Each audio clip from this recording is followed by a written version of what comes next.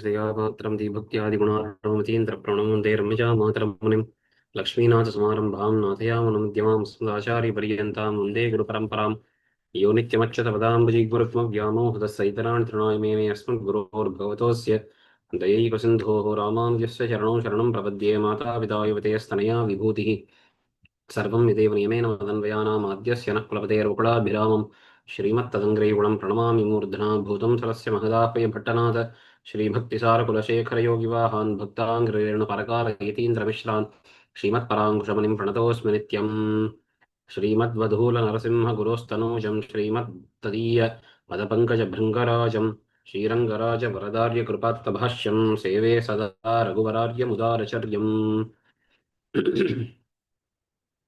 ஸ்ரீமதித்யாதி திருமழிசை அண்ணாவப்பங்கார சுவாமி அருளி செய்த ஷண்மத தர்ஷனி. இந்த கிரந்தத்திலே 6 பாஹ்ய மதங்களினுடைய ஸ்வரூபத்தை காட்டி அதனுடைய கண்டனங்களை எடுத்து காட்டினார் இந்த கிரந்த கர்த்தாவான சுவாமி. அதற்கு மேலே பிரம்மசூத்திரங்களுக்கு தவறான கண்ணோட்டத்திலே வியாக்கியானம் பண்ணக்கூடிய சில வேதாந்த பட்சங்கள் அவைகளை இங்கே எடுத்து காட்டுகிறார். அதில் முதல் பட்சம்னு பார்க்கும் பொழுது சங்கர பட்சம், மாயாவாதிகளுடைய மதம். அவர்களுடைய பட்சத்தை விஸ்தரேன எடுத்து காட்டி அதற்கு தகுந்த ஸ்ரீபாஷ்யத்திலே காட்டப்பட்ட மறுப்புகள் கண்டனங்களையும் இங்கே நாம் நேற்றைய தினம் சேவித்தோம். அடுத்த பட்சங்கள் என்று பார்த்தால் பாஸ்கர பட்சம், யாதவ பட்சம் என்கிற 2 மதங்கள்.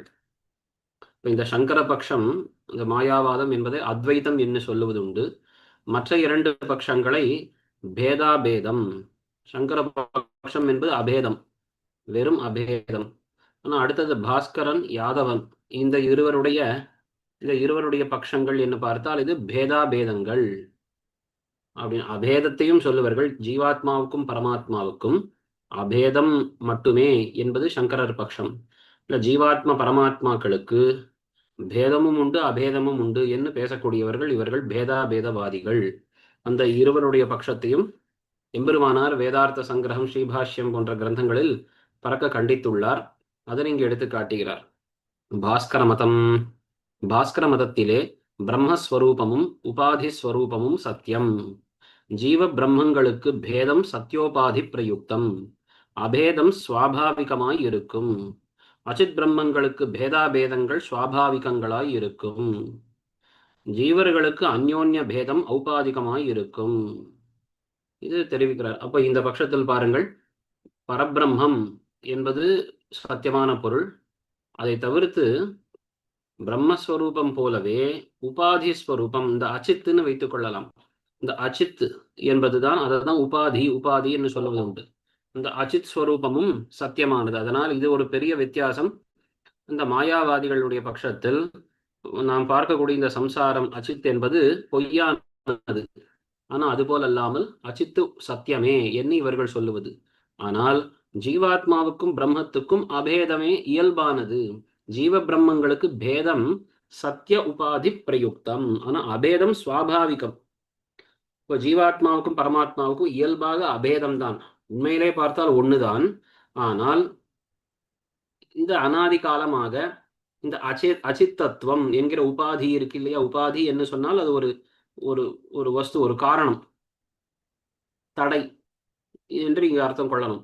அந்த சத்தியமான இந்த அச்சேதனம் என்கிற அந்த உபாதியினாலே பேதமானது இப்பொழுது ஏற்பட்டுள்ளது அப்படின்றது இவருடைய வாதம். மோட்சம் ஏற்படும் பொழுது இந்த உபாதி, இந்த தரையானது மறைந்து ஜீவ பிரம்மங்களுக்கு ஐக்கியமே அங்கே சித்திக்கும். இப்போ ஜீவ பிரம்மங்களுக்கு இயல்பாக அபேதம் உள்ளது ஒன்றுதான்.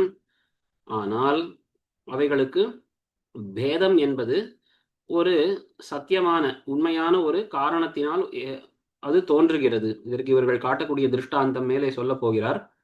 இப்போ ஆகாசத்துக்கும் மகாகாசத்துக்கும் கட்டாகாசத்துக்கும் எப்படியோ அது போலே ஆகாசம் நமக்கு தெரியும், எல்லா இடத்துலையும் இருக்கு.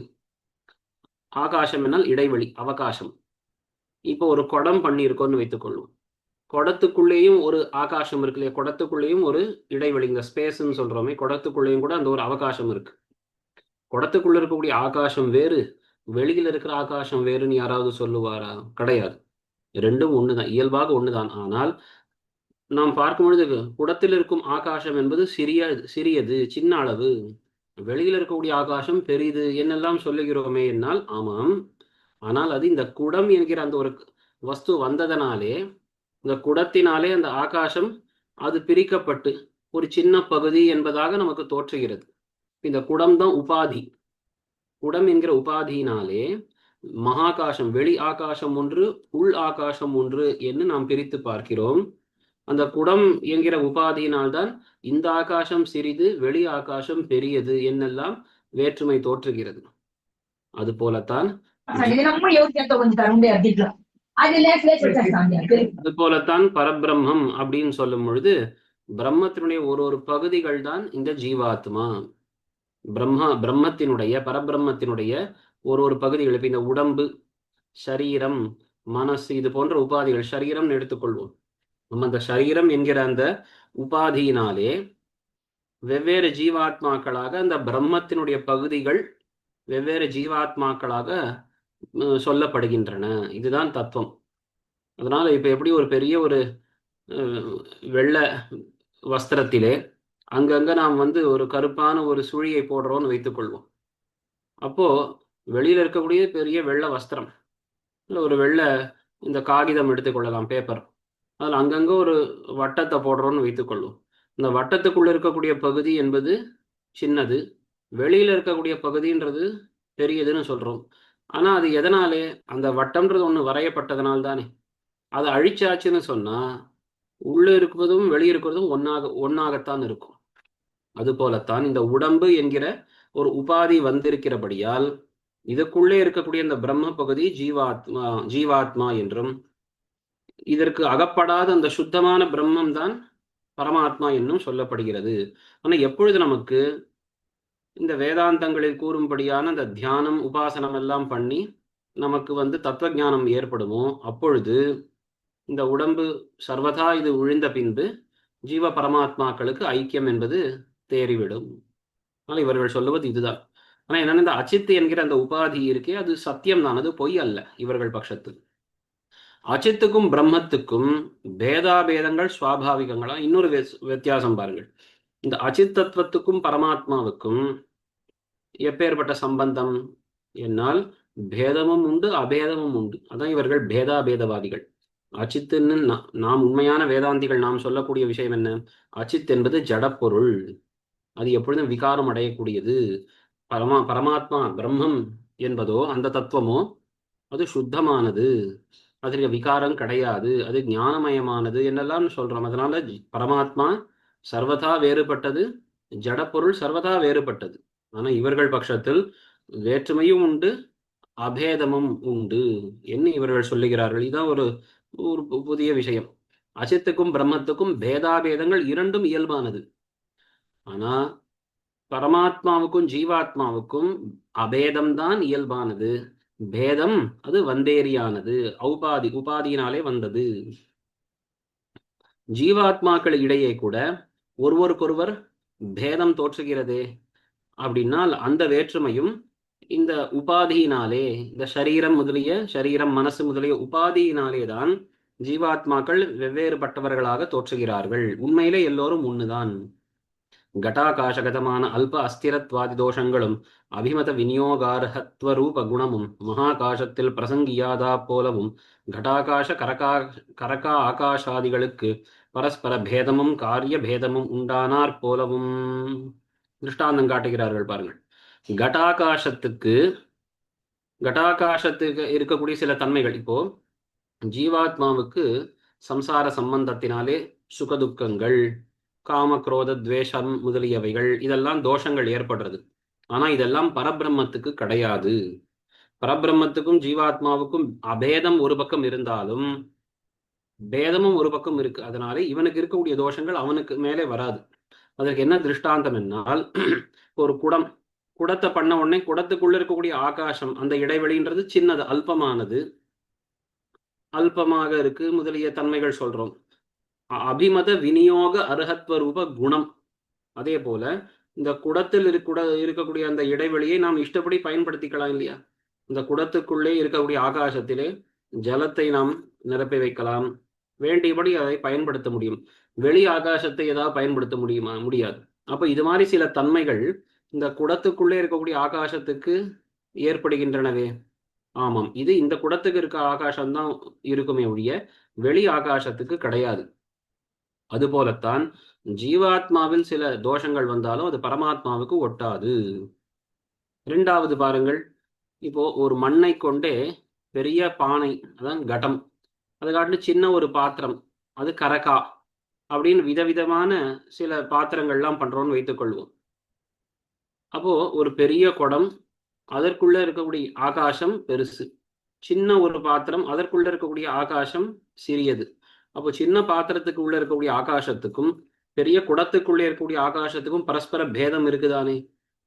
அது போலத்தான் ஜீவாத்மாக்களுக்கு இடையேயும் ஒருத்தருக்கொத்தர் இடையே பேதம் உள்ளது. உபாத்தியவச்சின்ன ஜீவகத குணதோஷங்கள் பிரம்மத்தில் பிரசங்கியாதே வியவஸ்திதங்களாயிருக்கும். அப்ப இந்த திருஷ்டாந்தம் போலதான் நாம் என்ன கொள்ள வேண்டும் என்னால், அந்தந்த உபாதியினாலே பிரித்து இருக்கக்கூடியதான ஜீவாத்மாக்கள், பரபிரம்மம் என்னது ஆகாசம் போலே, அதுல அந்த குடம் என்ன ஏற்பட்டு அந்த குடத்துக்குள்ள இருக்கக்கூடிய ஆகாசம் போலே ஜீவாத்மா, இந்த அச்சேதனம் சரீரம் அப்படின்ற இந்த உபாதியினாலே தனித்து அவச்சின்னமான தனித்து பிரிக்கப்பட்டிருக்கக்கூடிய இந்த ஜீவாத்மா என்பவன் வேறு. அவனிடத்துல இருக்கக்கூடிய குணதோஷங்கள், இவனிடத்துல இருக்கக்கூடிய அம்சங்கள்லாம் பரபிரம்மத்துக்கு வந்து சேராது. எனவே லோக வியவஸ்தை சரியாக பொருந்தும். ஜீவனும் பரமாத்மா ஒண்ணுன்னு சொன்னால் ஜீவனுக்கு இருக்கக்கூடிய தோஷங்கள் எல்லாம் பிரம்மத்துக்கு வந்து சேருமேன்னு முன்பட்சத்திலே சொன்ன தோஷம் இங்கே வராது. இந்த உபாதியினாலே நாம் ஒரு பிரித்து வியவஸ்தையை சொல்லலாம்.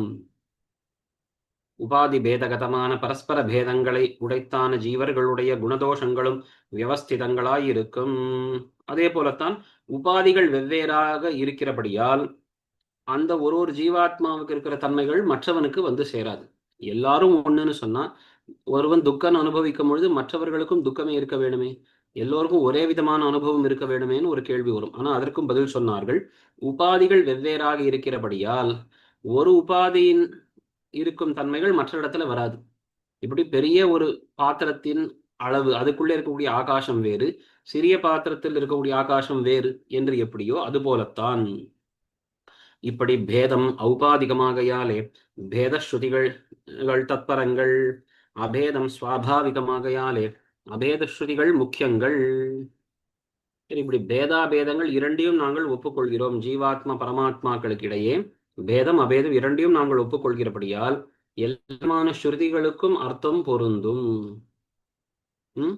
ஜீவாத்மா பரமாத்மாக்களிடையே பேதம் என்பது ஔபாதிகம், ஒரு காரணத்தினால் ஏற்பட்டது, இயற்கையானதல்ல, செயற்கை ஏதோ. ஆனா செயற்கையான ஒரு பேதம் இருக்கிறபடியால் பேதத்தை பேசக்கூடிய ஸ்ருதிகளுக்கெல்லாம் அதுதான் அர்த்தம், செயற்கையான பேதத்தை பேசுகின்றன. அபேதத்தை சொல்லக்கூடிய அகம் பிரம்மாஸ்மி தத்துவமசி முதலிய ஸ்ருதிகள் இயற்கையான அபேதத்தை பேசுகின்றன. இந்த அபேத ஸ்ருதிகள் தான் முக்கியங்கள். அசித் பிரம்மங்களுக்கு பேதா பேதங்கள் சுவாபாவிகங்களாகையாலே சர்வமும் பிரம்மாத்மகம் என்கிற ஸ்ருதியும் பிரம்மத்துக்கு நிர்மலத்வாதி ஸ்ருதியும் உபபன்னை. அடுத்த விஷயம், ஒரு பக்கம் எல்லாம் பிரம்மமேன்ற ஸ்ருதியும் இருக்கு. எல்லாம்னு சொல்லும்பொழுது நாம் கண்ணால் பார்க்கக்கூடிய இந்த சம்சாரம் அனைத்தும் பிரம்மம் அப்படின்னு சொல்லியிருக்கு. அது எப்படி அப்படின்னா அதற்கு பதில் சொல்லுகிறார்கள், ஆமாம், பிரம்மத்துக்கும் அச்சித்துக்கும் பேதம் அபேதம் இரண்டையும் நாங்கள் ஒப்புக்கொள்கிறோம். இப்போ பிரம்மத்துக்கும் அச்சித்துக்கும் அபேதம் இருக்கு இல்லையா, அதனால தான் எல்லாம் பிரம்மன்ற ஸ்ருதி பொருந்தும். ஆனா அதே சமயத்துல மற்றொரு பக்கம் பிரம்மமானது பரிசுத்தமானது, அதற்கு எந்த குற்றங்கள் கிடையாது, அதற்கு விகாரம் கிடையாது என்னெல்லாம் சொல்லக்கூடிய வாக்கியங்களை எப்படி பொருந்த விடுவது? ஏன்னா விகாரங்கள் தோஷங்கள் எல்லாம் அச்சித்துக்கு உண்டு, அது இல்லாதது பிரம்மம்னு சொன்னா வேறுபட்டதுன்னு ஏற்படுமேனா ஆமா, அதுவும் நாங்கள் ஒப்புக்கொள்கிறோம்.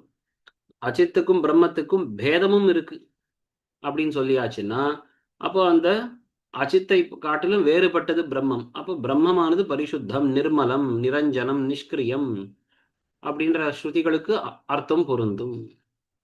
பிரபஞ்ச சத்தியத்துவம் கொள்ளுகையாலே ஸ்வபக்ஷ சாதக பிரமாண சித்தியும் உண்டு. பிரபஞ்சமானது உண்மைதான் அப்படின்னு சொன்னதனாலே வாதாடும் பொழுது, மற்றவனுடன் வாதம் பண்ணும் பொழுது அதற்கு வேண்டிய பிரமாணங்களை நாங்கள் முன்வைக்கலாம்.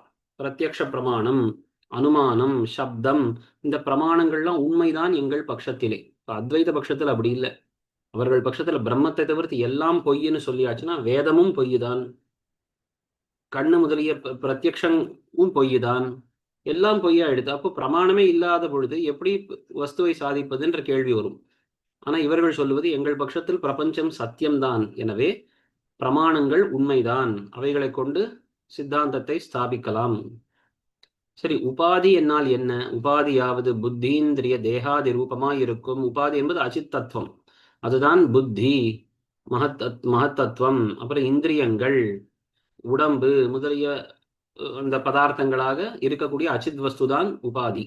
அப்போ அந்தந்த ஜீவனுக்கு தனிப்பட்ட இந்திரியங்கள், தனிப்பட்ட புத்தி தத்துவம், தனிப்பட்ட தேகம் இருக்கிறது இல்லையா?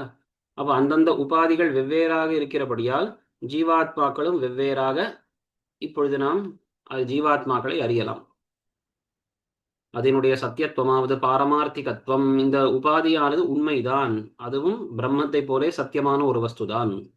உபாதி யுக்த பிரம்மாம்சம் ஜீவன், அந்த உபாதியுடன் கூடி இருக்கக்கூடிய பிரம்மத்தின் பகுதிதான் ஜீவன் என்று சொல்லப்படுகிறது. உபாதியும் தத் சம்யோகமும் கர்ம கிருதம். சரி, இந்த பிரம்மத்தினுடைய அந்த பகுதிக்கு பிரம்மத்துக்கு எப்படி உபாதி சம்பந்தம் நேருகிறது? லோகத்துல ஆகாசம் இருக்கு, ஒரு குலாலன் குயவன் பானையை பண்ணின பின்பு அந்த பானை சம்பந்தம் ஏற்பட்ட உடனே கட்டாகாசம், அதுக்குள்ளே இருக்கக்கூடிய ஆகாசம்னு சொல்லுகிறோம். அதுபோலே இந்த அனாதி காலமாக இந்த ஜீவாத்மாக்கள் இருக்கிறார்கள். எந்த காலத்தில் இந்த பரபிரம்மத்துக்கு அச்சித் தத்துவத்துடைய சம்பந்தம் ஏற்பட்டு ஜீவன் என்ன ஒருத்தன் ஏற்படுகிறான் அப்படின்னா, இதுக்கு இந்த காலத்தை தான் நாம் சொல்ல முடியாது. உபாதி மற்றும் உபாதியினுடைய சம்பந்தம் பிரம்மத்துக்கு ஏற்பட்டது கர்மத்தினாலே. நம்ம உபாதின்னு சொல்லுவோம், சரீரம் வைத்துக் கொள்வோம். சரீர சம்பந்தம் எப்படி? கர்மத்தினாலே. கர்மம் எப்படி பண்ணுகிறான்? உபாதி சம்பந்தத்தாலே, சரீர சம்பந்தத்தாலே. இது என்ன? இது சரீர சம்பந்தம் ஏற்பட்டால் கர்மத்தை பண்ணுகிறான். ஏன்னா சுத்த பிரம்மத்துக்கு கர்மம் கிடையாது, சரீரம் ஏற்பட்டால்தான். சரீர சம்பந்தம் எப்படி ஏற்படும்? கர்மம் செய்தால்தான். என்ன முன்னும் பின்னும் ஒரே மாதிரி இருக்கு. ஏன்னா இதுதான் பீஜாங்குர நியாயத்தாலே அனாதியாய் இருக்கும். அப்படிதான் பதில். என்ன அப்படின்னா பீஜ அங்குர நியாயம், அதனால இதுல அந்யோன்யாசிரயம் கிடையாது. இப்ப நாமும் என்ன சொல்றோம்? சம்சாரி எல்லா மதத்தை சேர்ந்தவர்களும் கூட சம்சாரம் அனாதின்னு ஒப்புக்கொள்ளணும். அப்ப எப்படி நமக்கு இந்த உடம்பு, இந்த பிறவி ஏற்பட்டது? முன்பு செய்த கர்மத்தினாலே. சரி, முன் ஜென்மத்திலே எப்படி நாம் கர்மங்களை சம்பாதித்தோம், புண்ணிய பாபங்களை? உடம்பை கொண்டு. அந்த உடம்பு எப்படி வந்தது? அதற்கு முன் செய்த கர்மத்தினாலே. இதான் பீஜ அங்குர நியாயம் அப்படின்னு சொல்லுவது உண்டு. ஒரு பீஜம், ஒரு விதையை விதைத்தால் அதிலிருந்து துளிர் வரும். அப்புறம் அந்த துளிர் நன்றாக வளர்ந்து மரமான பின்பு மறுபடியும் அதிலிருந்து பீஜம் வரும். அந்த பீஜத்திலிருந்து மற்றொரு துளிர் வரும். ஏன்னா இது போலே அனாதியாக இது கொண்டிருக்கிறது. பிரம்மத்துக்கு ஔபாதிக ஜீவபாவ அனுபவமே சம்சாரம். உபாதி நிவர்த்தி பூர்வகமான பேத பிரம நிவர்த்தியே மோக்ஷம். சரி, சம்சாரம்னா என்ன, மோக்ஷம்னா என்ன அப்படின்னா, இந்த பிரம்மத்துக்கு, பிரம்ம தத்துவத்துக்கு ஜீவபாவ அனுபவம், நான் ஜீவன் என்ன அவன் எண்ணுகிறான் இல்லையா, அதுதான் சம்சாரம். உபாதியின் சம்பந்தத்தினாலே அந்த பரபிரம்மே தன்னை ஒரு சம்சாரியாக, ஜீவனாக அனுபவிக்கிறதே, அந்த ஜீவன் என்கிற எண்ணம், அந்த ஒரு அனுபவம் தான் சம்சாரம். ஆனா என்னைக்கு உபாதி நிவர்த்தி பூர்வகமாக பேத பிரம நிவர்த்தி, இந்த ஷரீராதி உபாதிகள் கழிந்து போக நான் வேறு பிரம்மம் வேறுன்ற அந்த பேத ஞானமும் போய்விடுகிறது இல்லையா, அதுதான் மோக்ஷம். பேத பிரம நிவர்த்தியும் வர்ணாசிரம தர்ம சகிதமாய் பிரம்மாத்மைகத்துவ விஷயமாய். இப்போ இந்த பேத பிரம நிவர்த்தி எப்படி போகும்? நான் வேறு பிரம்மம் வேறு என்கிற இந்த வேற்றுமை அறிவு என்னைக்கு அது விட்டு போகும் அப்படின்னா, அது சுலபமாக அப்படிலாம் போகாது. அதற்கு கர்மங்கள் செய்து தியானம் உபாசனம் பண்ண வேணும்னு காட்டுறார். அப்போ அவரவர்கள் முதல்ல வர்ணாசிரமங்களுக்கு ஏற்ற தர்மங்களை அனுஷ்டிக்க வேணும். அது பண்ண பண்ண பண்ண மனசு சுத்தமாகி மனசுல ஞானம் பிறக்கும். என்ன ஞானம்? பிரம்மாத்ம ஏகத்துவ ஞானம். பிரம்மமும் இந்த ஆத்மாவும் ஒண்ணு என்கிற அந்த அத்வைத ஞானத்தை இவன் சிந்தித்து கொண்டே இருக்கணும். அவிச்சின்ன ஸ்மிருதி சந்தான ரூபமான உபாசனம், நானும் பிரம்மமும் ஒண்ணு ஒண்ணு அப்படின்ற இடைவிடாத அந்த தியானம் பண்ணி கொண்டு வர வர அந்த ஒரு உபாசனத்தினாலே இவனுக்கு பேதம் பிரமம் போய்விடும். சத்தியமான பந்தத்துக்கு மித்யா பூதத்துக்கு போலே ஞான மாத்திர நிவர்த்தியத்துவம் கூடாமையாலே உபாசன ஞானம் வேண்டுகிறது. இது பாஸ்கர மதம். அதான் பூர்வபக்ஷம் முந்தின மாயாவாதம் போலே உபாசனமெல்லாம் தேவையில்லை என்று இங்கே சொல்ல முடியாது. ஏனென்றால் இங்கே கழிக்க வேண்டிய இந்த சம்சாரம், நீக்கப்பட வேண்டிய இந்த சம்சாரம், அதாவது இந்த உபாதி என்பது சத்தியமானது, உண்மையானது. இப்போ அது பொய்யான ஒரு விஷயம்னு சொன்னால் வெறும் வாக்கிய ஞானத்தினால இதை போக்கி விடலாம். அதாவது பாருங்கள், உதாரணத்துக்கு ஒருத்தன் வந்து கயிறை கையில எடுத்து கொண்டிருக்கான். ஆனா ஐயோ இது பாம்புன்னு பிரமித்து கொண்டிருக்கான்னு வைப்போம். ஐயோ இது பாம்புன்னு ஒருத்தன் அவன் பயப்படும் பொழுது வெறும் அவனுக்கு இன்னொருத்தன் வந்து அவனை தட்டி கையில இருப்பது கயிறு தான், பாம்பு அல்ல அப்படின்னு சொன்னால் அப்புறம் அவன் பார்த்த உடனே ஆமாம் பாம்பு இல்லை அப்படின்னு அவனுக்கு அந்த பாம்பு போய்விடும். இப்ப பாருங்கள், அசத்தியமான வஸ்து என்று சொன்னால் மித்தியான வஸ்துவை ஞானத்தாலே போக்க முடியும். ஆனால் சத்தியமான வஸ்துவை, இப்போ உண்மையிலேயே ஒரு பாம்பு இருக்குன்னு சொன்னால் அப்ப என்ன பண்ணணும்? அது பாம்பு கீழே போடுன்னு சொன்னா அவன் அதை கீழே தூக்கி போட்டால்தான் அது பாம்பு போகுமே ஒழிய இது பாம்பு தான் அப்படின்னு தெரிந்து கொள்வதனால இது போயிடுமா? போகாது. அப்போ அசத்திய வஸ்துவை தான் ஞானத்தாலேயே போக்கி விடலாம், நிவர்த்தனம் பண்ணி விடலாம். சத்தியமான இந்த சம்சாரத்தை போக்க வேண்டும் என்னால், நம்முடைய புண்ணிய பாபங்களை எல்லாம் கழிக்க வேண்டும் என்னால் அதற்கு இது போலே உபாசனம் என்பது வேணும். வெறுமனே வாக்கிய அத்வைத ஞானம் ஏற்பட்டது அப்படின்னால் அது போகாது. மித்யாபூத வஸ்துவை வெறும் ஞானத்தினால் போக்கடிக்கலாம். சத்தியமான இந்த சம்சார பந்தத்தை உபாசனம் என்று பல முயற்சி பண்ணி இந்த உபாசனத்தினால்தான் அதை நாம் போக்க வேண்டும். எனவே அந்த ஸ்ருதிகளும் பொருந்தும் அப்படின்னு பாஸ்கரருடைய பட்சம். இதுவும் அனுபபன்னம், இதை கண்டிக்கிறார். இப்போ உரகக்ஷத அங்குலி போலே நிரவயமான பிரம்மஸ்வரூபம் சேதன அருகம் அல்லாமையாலே.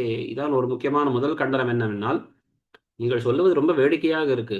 பிரம்மம் என்பது ஆகாசம் போலே, அதுல உபாதியினாலே வெட்டப்பட்ட பிரிக்கப்பட்ட ஒரு பகுதி தான் ஜீவாத்மா என்று சொல்லுகிறீர்களே, இது எப்படி சம்பவிக்கும்?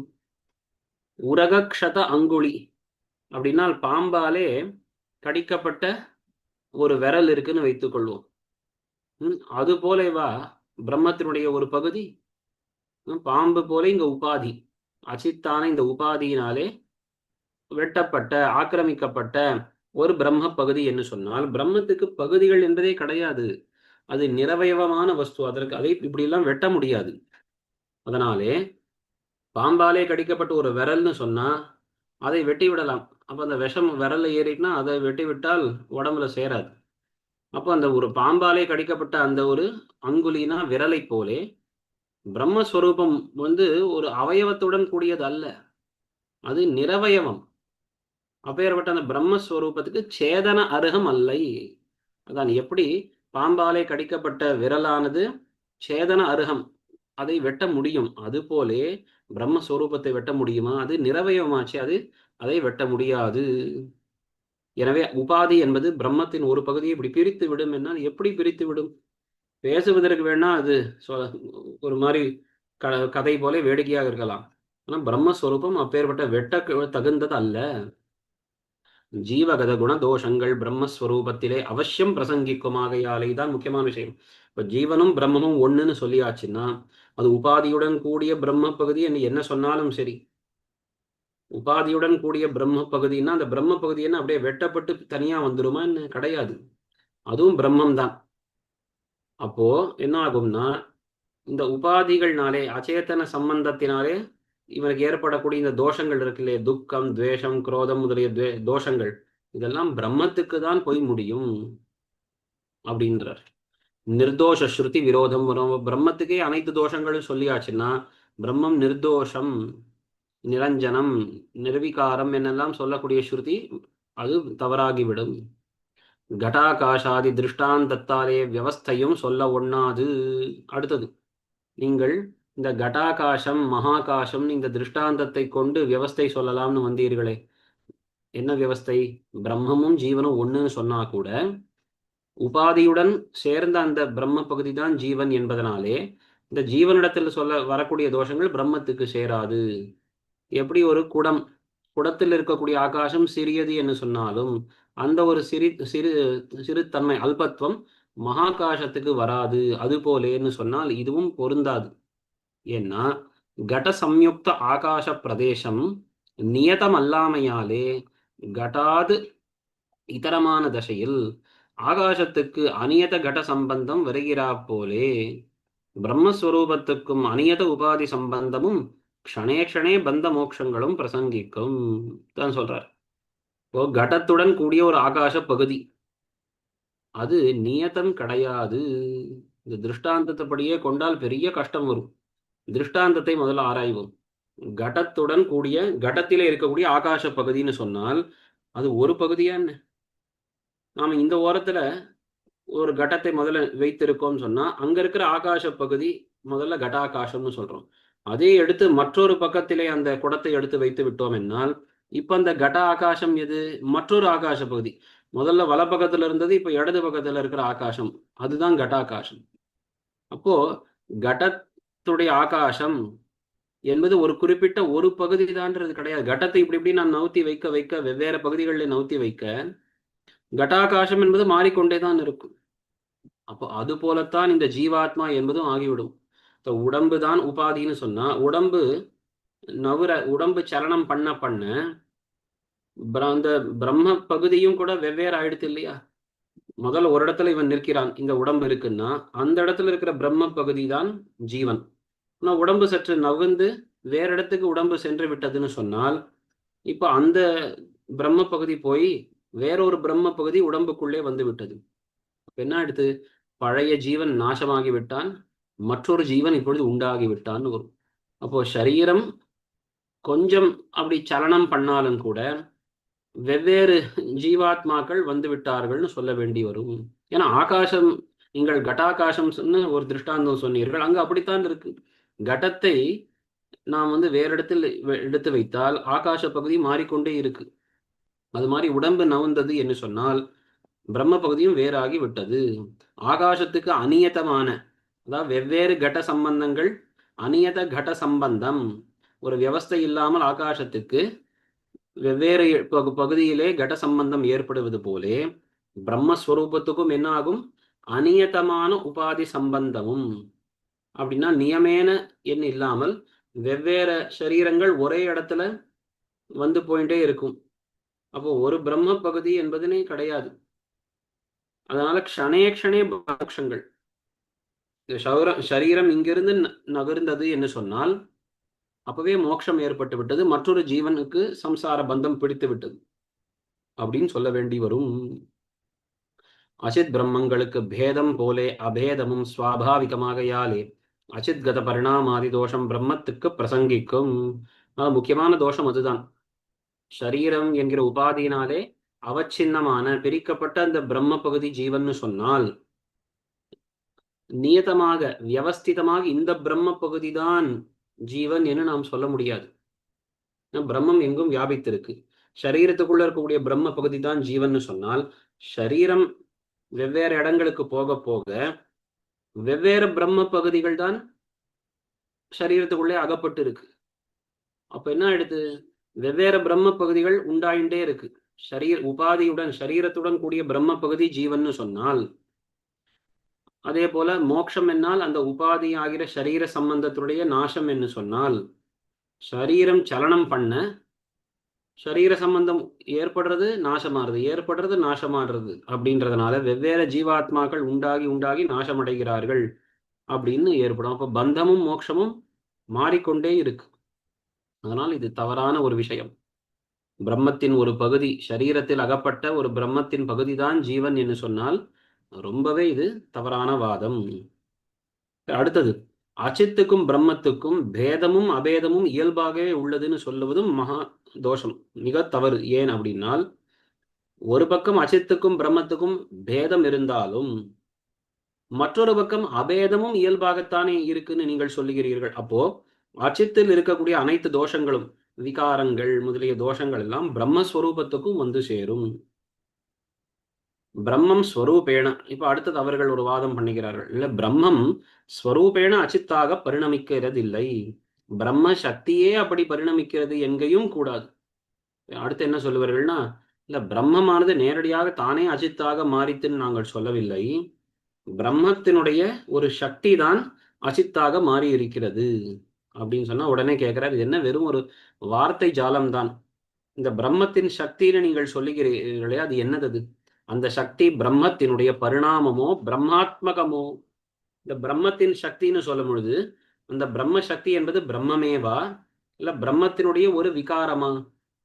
முதல் சிரசிலே பிரம்மத்துக்கு பரிணாமித்துவம் பிரசங்கிக்கும் முதல் பட்சத்தில் பிரம்மத்தினுடைய ஒரு பரிணாமம் தான் சக்தி என்று சொன்னால், பிரம்மஸ்வரூபத்துக்கு பரிணாமம் வந்துருது, அதுக்கு விகாரம் வந்துருதுன்னு சொல்லணும்.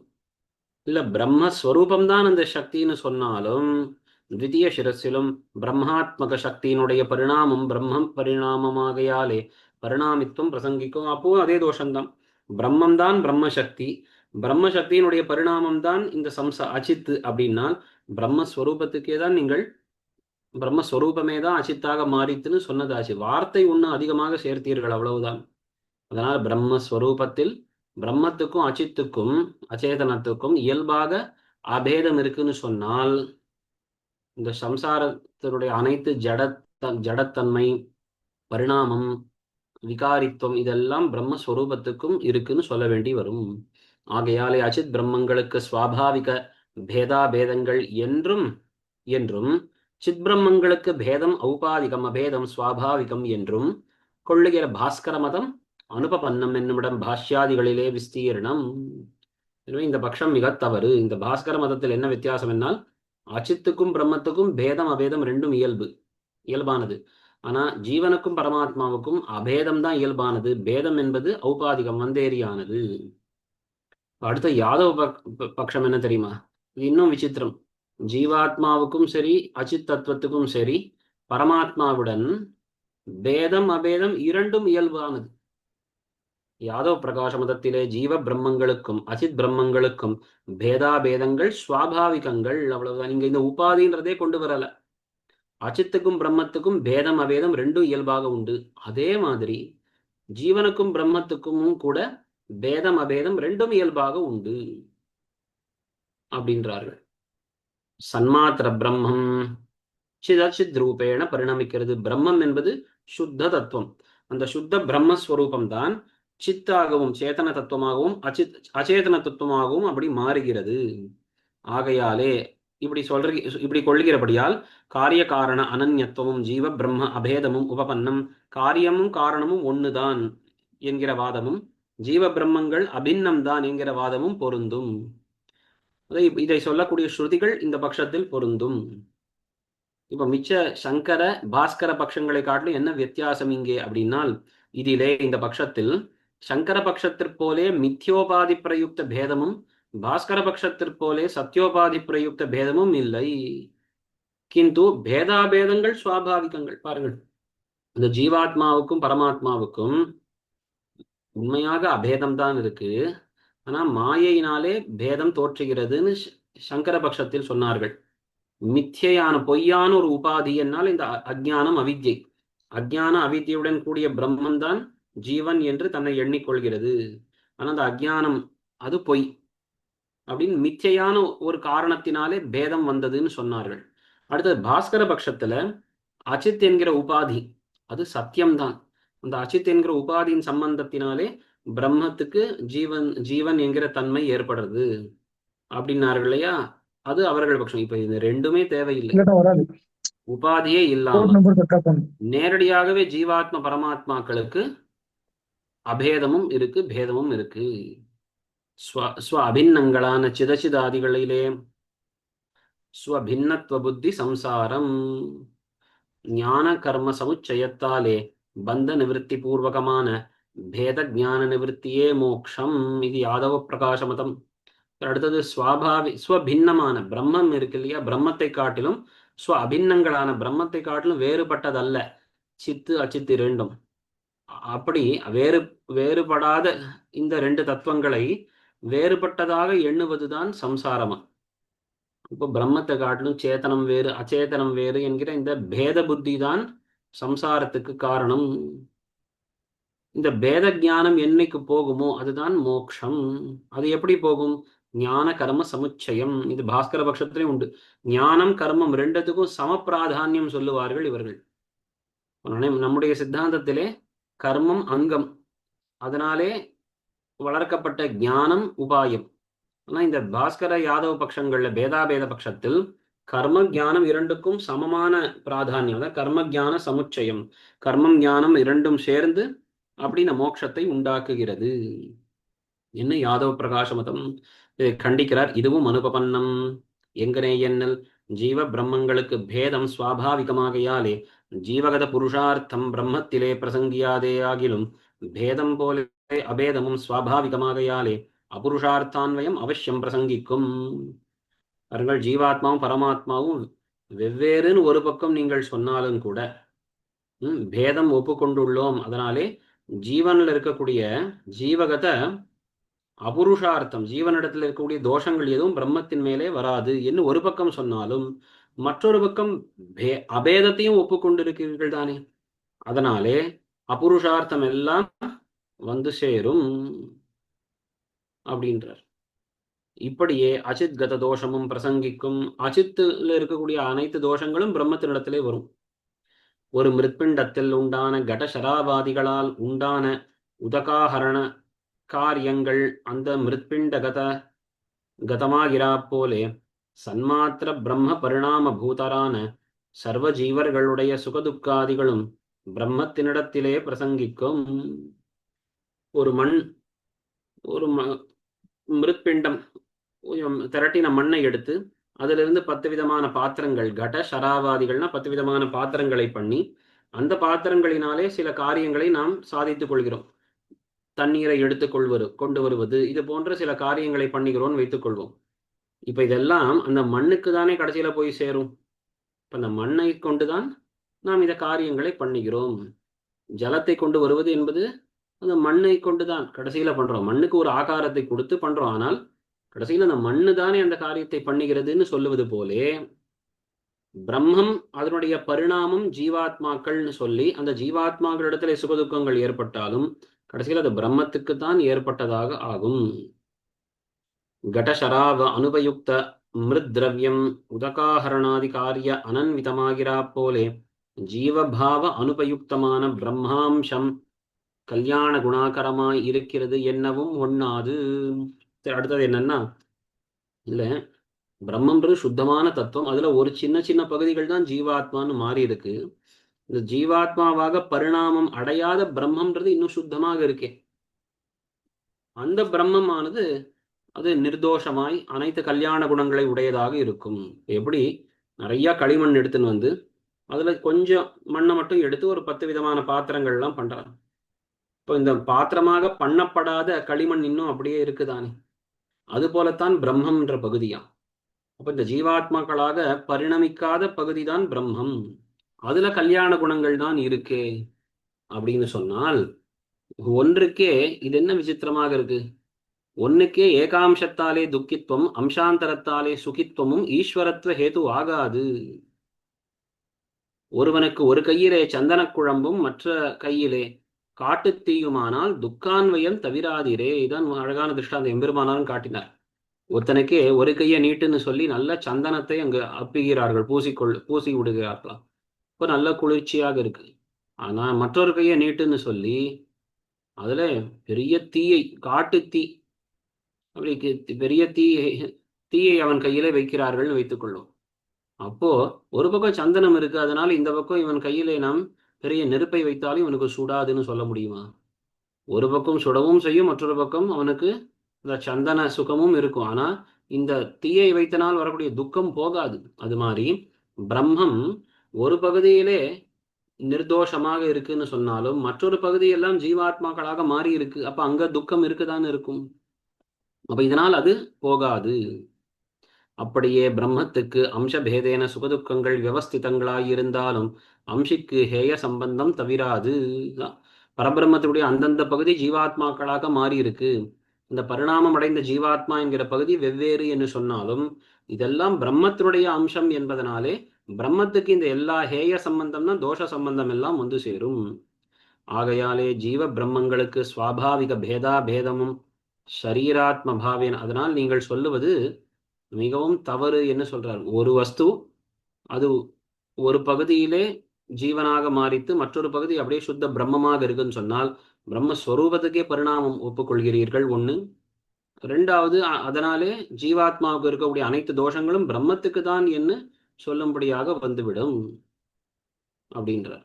அதனால் இது தவறு. அப்போ எப்படி நாம் நிர்வாகம் பண்ண வேணும் அப்படின்னா விசிஷ்டாத்வைத சித்தாந்தத்தில் சொல்லுவது போலேதான் நீங்கள் கொள்ள வேண்டும். என்னது? ஜீவ பிரம்மங்களுக்கு இயல்பாக பேதம்தான் இருக்கு. அப்போ அபேதம் சில ஸ்ருதிகள் சொல்லப்பட்டிருக்கேன்னா அது ஷரீராத்ம பாவேன தாதாத்மியம். தாதாத்மியம்னா அபேதம். ஷரீராத்ம பாவத்தை கொண்டு அபேதத்தை நாம் சொல்ல வேணும். ஷரீரவாசி சப்தங்கள் ஷரீரி பரியந்தங்களாகையாலே சமானாதிகரண நிர்தேசத்தினுடைய முக்கியத்துவமும் கொள்ளுகை யுக்தம். சரி, பிரம்மத்தை ஜீவாத்மாவை குறிப்பிடும் சப்தத்தாலே இல்ல அச்சித்தை குறிப்பிடும் சப்தத்தாலே பிரம்மத்தை சொல்லுகிறார்களேன்னா அதுவும் பொருந்தும். ஏன்னா சரீரத்தை சொல்லக்கூடிய வார்த்தை அது சரீரத்துக்குள்ளே இருக்கக்கூடிய ஆத்மா அளவுக்கு போய் சொல்லும். அதனாலே அதுவும் பொருந்தும். எல்லாம் மேல விவரிப்பார்த்தானே. இன்னமும் ஒன்றுக்கு ஒன்றினுடைய பேதா பேதங்கள் விருத்தங்களாகையாலே அசம்பாவிதங்கள். அடுத்து முக்கியமா இப்ப ரெண்டு பட்சத்துக்கும் சேர பிடிச்சு ஒரு தூஷணம் சொல்றார். இந்த பாஸ்கர பட்சம் யாதவ பட்சம். அது எப்படி ரெண்டு வஸ்துக்கள் பரஸ்பரம் பின்னமாகவும் இருக்கும் அபின்னமாகவும் இருக்குன்னு சொல்லுவது எப்படி? வேறுபட்டும் இருக்கும் ஒன்றாகவும் இருக்குன்றது தவறு. இது பொருந்தவே பொருந்தாது, அசம்பாவிதம். இது ஜாத்தியாத்மனா அபேதமும் வியக்தியாத்மனா பேதமும் கொள்ளில் ஜாதி வியக்திகள் அபின்னங்களானால் ஜாத்தியபின்ன. சரி, அடுத்தது அவர்கள் சொல்லக்கூடிய வாதம் இது. பாருங்கள், இப்போ பசு மாடுகள்லாம் இருக்குன்னு வைத்துக்கொள்வோம். எல்லாம் இப்போ ஒரே ஜாதியை சேர்ந்த பசு மாடுகள்னு வைத்துக்கொள்வோம். 10 மாடுகள் இருக்கு, எல்லாமே ஆனா ஒரே வகையை சேர்ந்தது தான்.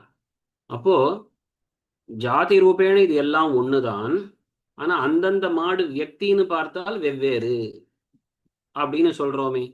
அப்போ அந்த தன்மையின்படி பார்த்தால் அதனுடைய தன்மையின்படி பார்த்தா எல்லாம் ஒண்ணு, ஆனால் அந்த வியக்தி வஸ்துன்னு பார்த்தால் வெவ்வேறு அப்படின்னு இப்படி சொல்லுவார்கள். இப்போ ஒரே வஸ்துவை வேறுபட்டதுன்னு சொல்லலாம் ஒன்றுபட்டதுன்னு சொல்லலாமே அப்படின்னா இங்க கேட்கிற ஜாதி வியக்தின்றது அபின்னங்களானால் ஜாத்தியபின்ன கண்ட வியக்திக்கு ஜாத்தியபின்ன முண்ட வியக்தி அபேதம் பிரசங்கிக்கும். அதாவது 2 விதமான மாடுகள், ஒண்ணுக்கு கொம்பு வெட்டப்பட்டிருக்கு, அதான் கண்ட கௌஹுன்னு சொல்லுவார்கள். இன்னும் ஒரு சில மாடுகளுக்கெல்லாம் கொம்பே வளராது, கொம்பு இல்லாதது முண்ட கோ அப்படின்வார்கள். அதாவது கொம்பு இல்லாதது வெட்டப்பட்ட உடையதுன்னு 2 மாடுகள் இருக்கு. இப்போ ரெண்டும் ஒரே அந்த ஜாதியை சேர்ந்த மாடுகள் தான் வைத்துக்கொள்வோம். இப்போ நீங்கள் சொல்லுவது எப்படி? ஜாதியும் அந்த வியக்தியும் ஒண்ணுன்னு சொன்னால் கொம்பில்லாத மாடும் கொம்புடைய மாடும் கூட ஒண்ணுன்னு சொல்ல வேண்டி வருமே.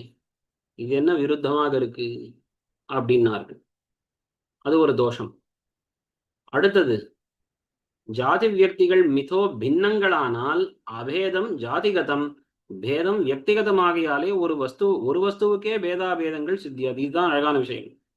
பாருப்பா, 10 மாடு இருக்கு, 10 மாடுலையும் அந்த ஒரே தன்மை, இந்த ஒரு ஜாதின்னு சொல்ற அந்த ஒரு தன்மை சமானமாக இருக்கு, ஆனால் மாடுகள்ன்றது வெவ்வேறு தானே.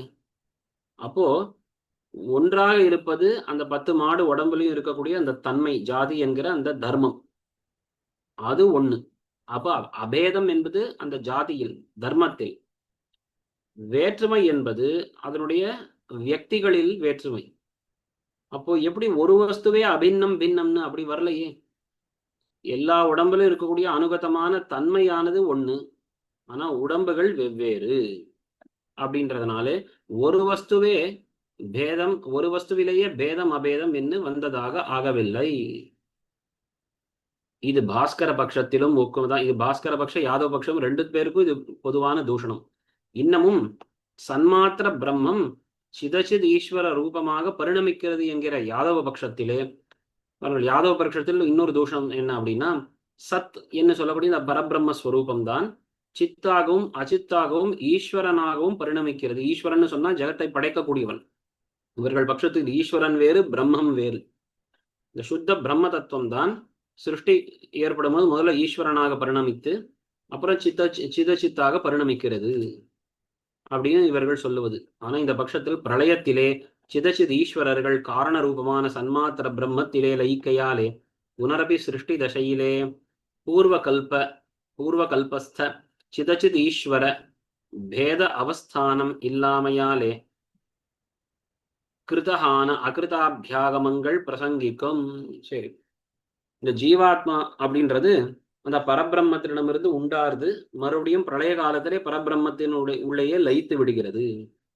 அடுத்த கல்பம், அடுத்த சிருஷ்டியிலே அந்த பிரம்மத்திடமிருந்து அடுத்த ஜீவ சித்து அச்சித் ஈஸ்வரர்கள் வெளிவருகிறார்கள்னு சொல்லணும். அப்படி சொன்னால் என்ன ஆயிடும் தெரியுமா?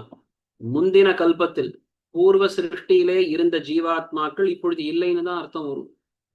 ஏன்னா தன் காரணமாகிற பிரம்மத்திலேயே லயமாகி விட்டது, அபிண்ணமாக அதற்குள்ள போய்விட்டதுன்னு சொன்னால் மறுபடியும் அதிலிருந்து வெளிவரக்கூடிய ஜீவாத்மாக்கள் வேறுபட்டவர்கள் தான்.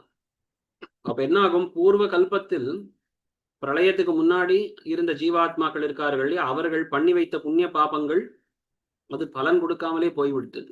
கிருத ஹானி, அவர்கள் செய்த புண்ணிய பாபங்கள் பலம் கொடுக்காமல் போய்விட்டன. இப்ப அடுத்த சிருஷ்டியில் புதிதாக சில ஜீவாத்மாக்கள் உண்டானார்கள்னு சொன்னால் அவர்களுக்கு சுகதுக்கங்கள் ஏற்படுறது இல்லையா? அப்ப அவர்கள் பண்ணாத பலனுக்கு அவர்கள் பண்ணாத கர்மத்துக்கு பலனை அனுபவிக்கிறார்கள். இந்த ஜீவாத்மா உண்டாகிறான்னு சொன்னா இந்த தோஷம் எல்லாரும் சொல்லுவது உண்டு. ஜீவாத்மா உண்டாகிறான் நாசமாகிறான்னு சொன்னா அப்ப அவன் உண்டானான்னு சொன்னா அவன் பண்ணாத பலனுக்கு கர்மத்துக்கு பலனை அனுபவிக்க கூடும். அவன் நாசமாகி விடுவான், அவன் பண்ண கர்மங்களுக்கெல்லாம் பலம் இல்லாமல் போகிவிடும். திருஷ்டாந்தம் சொல்றாரு பாருங்கள். இப்போ ஒரு களிமண்ணை கொண்டு 4 பாத்திரங்களை பண்றோம், அப்புறம் திருப்பி எல்லாத்தையும் அழிச்சிட்டு மண்ணாகவே திருப்பி உருட்டி வைத்து விட்டு மறுபடியும் அதிலிருந்து 4 பாத்திரங்களை பண்ணி வைக்கிறோம்னு சொன்னால் முதல்ல பண்ண 4 பாத்திரங்களா மறுபடியும் வந்ததுன்னு சொல்லுவோம்? கிடையாது. அதெல்லாம் உருவ அழிக்கப்பட்டு மண்ணாக மாறிவிட்டது. மறுபடியும் 4 பாத்திரங்களை பண்ணி அந்த குயவன் பண்ணுகிறான். ஆனால் முதல்ல பண்ணதே தான் மறுபடியும் வந்ததுன்னு சொல்ல முடியுமா? முடியாது. அதுபோலே பிரம்மஸ்வரூபத்திலிருந்து ஜீவாத்மாக்கள் வந்தன, பிரளயத்திலே அங்கே போய் பரிணாமம் அடைந்து அங்கே லயம் அடைந்து விட்டன. அடுத்த சிருஷ்டியிலே சில ஜீவாத்மாக்கள் வருகின்றன சொன்னால் அப்போ அந்த ஜீவாத்மா வேறு இந்த ஜீவாத்மா வேறுன்னு ஆகிவிடும். இப்ப நாம சித்தாந்தத்துல சொல்லுவது அப்படி கிடையாது. நாம விசிஷ்டாத்வைதிகள் சொல்லும்போது ஜீவாத்மாக்கள் சூக்ஷ்மமாக பிரம்மத்தின் இடத்திலே போய் ஒட்டி கொள்கிறார்கள், அப்படி உள்ளே போய் தெரியாதா போலே உள்ள போய் சேருகிறார்கள்னு சொல்றோமே ஒழிய பிரம்மமாகவே அப்படி மாறி உள்ளே போய் விடுவார்கள்னு சொல்லுவது கிடையாது. ஒரு மயிலானது தன்னுடைய தோகையை அப்படி சுருக்கிக் கொள்வது போலத்தான் பரமாத்மா ஜீவாத்மாக்களான நம்மை எல்லாம் அப்படி தன்னிடத்திலே சேர்த்து கொள்கிறான்னு சொல்லும் பொழுது தன் ஸ்வரூபத்திலே அப்படியே ஒன்னாக ஐக்கியமாக்கி கொள்கிறான்னு அர்த்தம் கிடையாது. அது நம்ம பட்சத்துல. ஆனா இவர்கள் சொல்லுவது ஐக்கியமாகி விடுகிறார்கள் ஜீவாத்மாக்கள் என்பது. அதனால இந்த தோஷம் வரும். கடக மகுட்டாதிகள் அழிந்து, கடக மகுட்டம்னா என்ன அர்த்தம்? தங்கத்தினாலே பண்ணக்கூடிய சில ஆபரணங்கள். கடகம் கைகளில் போட்டுக்கக்கூடியது, மகுடம் கிரீடம், இவையெல்லாம் அழிந்து சுவர்ண பிண்டமாய் மறுபடியும் அது தங்கமாக உருக்கி புனக கடகம் மகுட்டாதிகள் ஆகும். மறுபடியும் அதிலிருந்து அதே போல ஒரு கடகம் ஒரு மகுடம் எல்லாம் பண்ணால் பூர்வம் கடகமான அம்சம் இப்போது கடகமாய், பூர்வம் மகுடமான அம்சம் இப்போது மகுடமாய் பரிணமிக்கும் என்கை கூடாதே இல்லையா? முன்பு இந்த கை வளையமாக இருந்த அதே தங்க பகுதி தான் இப்பவும் மறுபடியும் கை வளையமாக வந்தது. முன்பு மகுடமாக இருந்த அந்த தங்கம் தான் இப்போ மறுபடியும் மகுடமாக வந்து சொல்ல முடியாது. 4 விதமான ஆபரணங்களையும் சேர்த்து அழித்து தங்கமாக சேர்த்து உருக்கியாச்சு. திருப்பி அதுல இருந்து அந்த 4 ஆபரணங்களை பண்ணும் பொழுது அதே தங்கம் தான் மறுபடியும் அது போலவே ஆயித்துன்னு சொல்ல வாய்ப்பே இல்லை. அப்படியே சிதச்சித் ஈஸ்வர ரூபேண புனః பரிணமிக்கும் போது பரிணாமத்துக்கு அம்ச பேத நியமம் கூடாமையாலே கிருத கர்மத்துக்கு, அதனால என்ன ஆகும்? இந்த தோஷம் தான் வரும். செய்த கர்மத்துக்கு பலம் அபாவம், பலன் இல்லாமல் போய்விடும். கர்மம் இன்னிக்கே இருக்கும், அதுக்கு பலம். கர்மம் செய்யாமலே இருந்த ஒருவனுக்கு அந்த கர்மத்தின் பலமும் பிரசங்கிக்கும். இத்தியாதி தூஷணங்கள் விஸ்தரேன பாஷ்யாதிகளிலே சொல்லப்பட்டது. அடுத்து மாத்வ மதம் இருக்கு. இதை நாம் அடுத்த பாடத்துல நாம் இதை சேவிக்கிறோம். மாத்வ மதத்தை ரொம்ப சுருக்கமாக எடுத்து சொல்லி அப்புறம் விசிஷ்டாத்வைத சித்தாந்தத்தை அழகாக எடுத்து காட்டி இதுதான் உண்மையான வேதாந்த தர்சனம், இதுதான் உண்மையான வேத பொருள் என்பதாக எடுத்து காட்டி முடிக்கிறார். நம்ம அடுத்த ஞாயிற்றுக்கிழமை இதே மாதிரி நாம் சேவிக்கலாம். ஸ்ரீமதே ரம்யஜா மாத்ருமுனீந்திராய மகாத்மனே ஸ்ரீரங்கவாசினே பூயாத் நித்யஸ்ரீர் நித்யமங்கலம்.